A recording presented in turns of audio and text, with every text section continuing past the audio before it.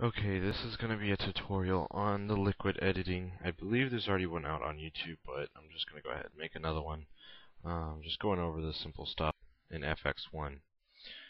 Just open a room. I'm going to use the landing site again. And go to your FX1. That's where you're going to edit lava, acid, water, spores, rain, haze, all those different things. Now, on the landing site, there's normally rain, so that's what's selected now. But if we wanted water, since we're going to be specifically going over the liquid stuff, do water.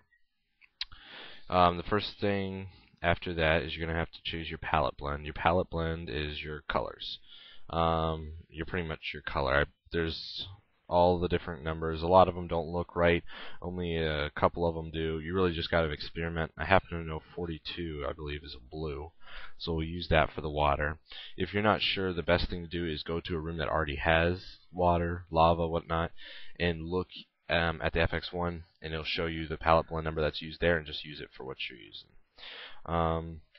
The next part would be your surface start. That is going to be whenever you're having water move up or down, that's going to be where the water surface starts at.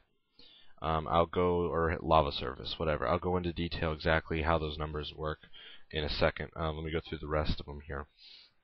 Surface new is where your water is going to end up. So if you walked into the room and your water starts like right here, and that would be your surface start, but maybe it rises up to right about here, this would be where your surface new is. Your surface speed is pretty self-explainable. It's how fast it's going to rise or go down. And your surface delay is how long it's going to wait until it starts to rise or sink. The rest of these are how to animate tiles, spikes. If you have spikes in the room, that way they like jiggle up and down. Ocean and lava, pretty self-explanatory. You press over with this over arrow. These are your palette effects, which will change normally the colors in the room. Flash yellow, I believe, and flash pulse red. Those are used when you're escaping, which makes the room all blink different colors. This is water effects here. Flow left generates the feeling of the water moving. I'll show that. I'll do it without it and with it so you can see. Background warp cascade heat makes the background like get all I don't know, wavy. Makes it look like it's really hot in the room, like rooms that would hurt same as without a Various suit on. I'm not sure exactly what background warp line shifts. I've clicked it before. I haven't really noticed a difference, so I wouldn't worry about that. Your tide large and small is whenever the water or lava or acid will go up and down, back and forth. That's like the easiest one to use if you just want a room that will go back and forth, just nice and slow.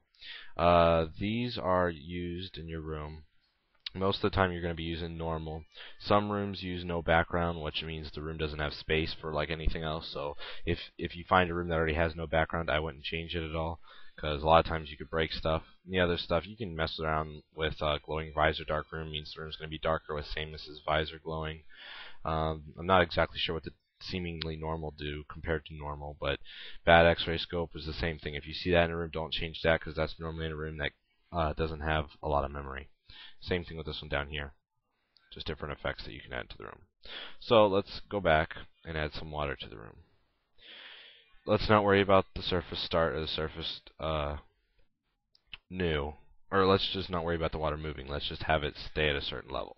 So we're only going to change the surface start because that's where we want the surface to start at. The first thing you're going to do to figure out how high the water is count your blocks just like you would when you're adding a door. They're going to start here. Right here is 0, 0. Right here is 1, 2, all the way down. So if we want our water to be, say, right about at the bottom of the ship here, we're going to have to count 1, 2, 3, 4 and a half, because if you do 5, it'll be down here. So we'll say about 4 and a half, put us right about there. So we know it's about 4 and a half blocks down. So we'll go to our FX1 pointers, change your surface start to 0, 400. That would be 4, which put us right about here. So we want to do about half that. And half out of 16 is probably about 8, but since we don't want half exactly, let's do 5. See how that gives us. That should put us right about down there. So let's also go over here and change this to look for the one that says used for normal water. Normal's fine there. Okay, also, don't forget, change this to 42. Remember changes, save room,